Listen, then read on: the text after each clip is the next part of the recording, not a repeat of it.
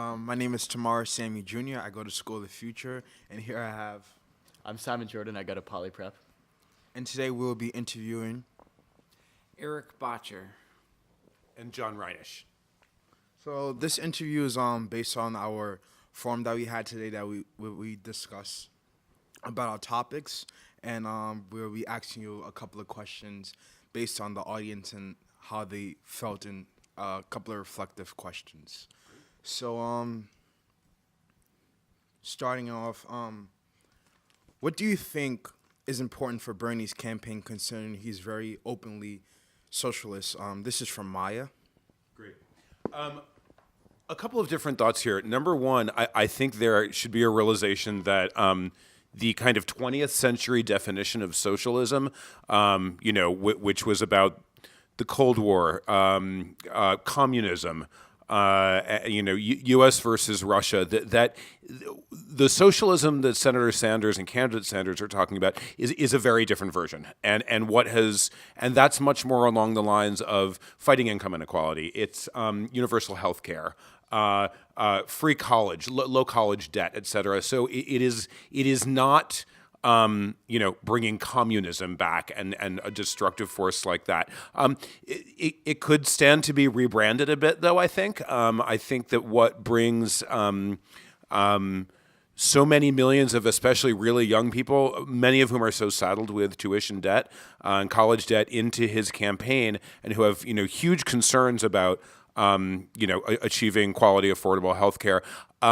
There should also, I think, there'll be a realization that in all but the most liberal areas of the country, the monarcho-socialism still hurts. So it is something that could be quite positive in a primary, way less positive in a general election, and there does not still seem to be like a general election strategy there. So I think everything policy-wise that is in his quiver are extremely worthy, and that I think the country would benefit from quite a few of them. The name is going to hurt in some places, though.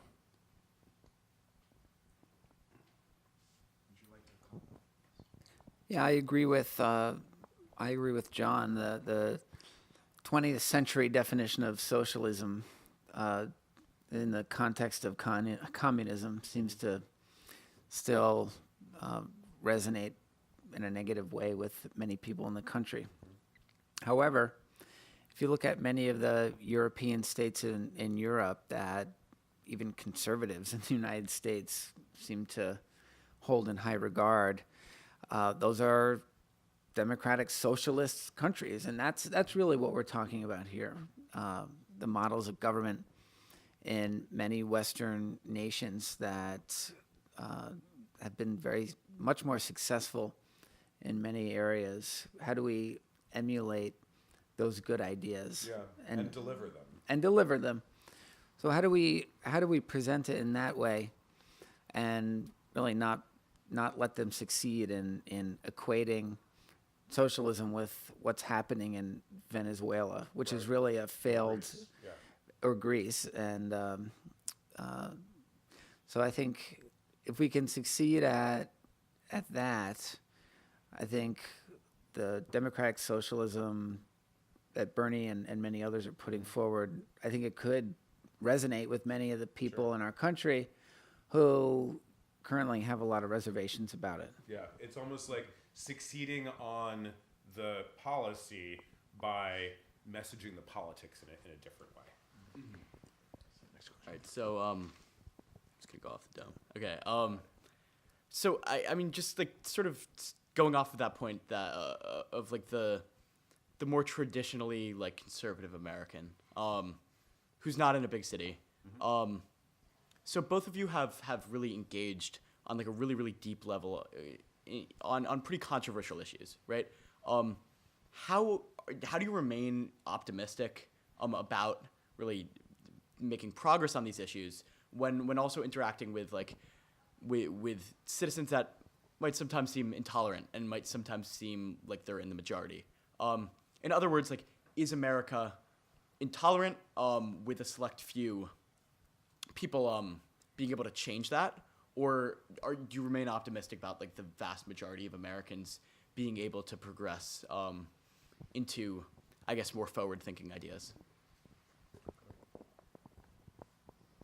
Well, during the campaign for marriage equality in New York State, this is something that John and I confronted. And it's an interesting question. How do you have zero tolerance for bigotry and prejudice while still creating the space for people to change and for people to progress? Just a couple weeks ago, I was in a meeting of my local Democratic club in the West Village. And you can't really imagine a more progressive group of folks. Progressives, democratic socialists in the West Village. However, the conversation of the topic of transgender troops in the military came up, and a woman who, lovely person, in her 80s, said in the context of that conversation, I'm not comfortable with transgender people, and they're only joining the military to get medical benefits. Now, how do you, your instinct is to stand up and just call that out for what it is, just ridiculous and paranoid. But I had a conversation with her, told her about how not that long ago people talked about gays and lesbians in that same way, about how they didn't agree with, they weren't comfortable being around them, they weren't in favor of them having any kind of quote unquote special rights, and how those and how today transgender people are living under the same levels of prejudice that gays and lesbians lived under just a few decades ago. And the fact that having the very idea that people would join the military to get benefits, medical benefits, is so ridiculous. There's many much easier ways to get medical benefits than joining the military. Right. Than fighting overseas or joining, let's just say, one of the more inhospitable organizations to transgender Americans. And these are people who are serving their country. These are people who they're in the military because they want to serve their country. So that we had it was a very good conversation in the end, and she really understood. I think we made some progress with her. So while the immediate instinct might have been we shouldn't have people like this in the club, this was a really offensive thing to say. Taking the time to have those conversations and to bring people along, I think it's important to do that. Yeah. I mean, what you could have done was just like scratch the itch and be like, get out of this room, you like bigoted crone. But instead what you did was actually what may be in the short term the less emotionally satisfying thing, right? And you went the path of what might be a somewhat greater resistance, but where you ended up was far more advantageous, which is you created an ally. And it is way better in the mid and long term to have a new ally than to have the same old enemy. And I think that that's true in so many political issues. That does not mean that I don't love to fire off on Twitter. My God, of course I do. I mean, again, but that just scratches a momentary itch. It doesn't really mean anything. So should I ask a question now, or do you all want to ask us more? Tell us what else. Yeah, sure. Some questions? Sure. Do you think if we solve our issues of race, that it will solve everything else? Can you say that again? Yes. Do you think that if we solve some of our issues on race, that it will solve everything else? Okay. Just a small one. Yeah, just like a really, all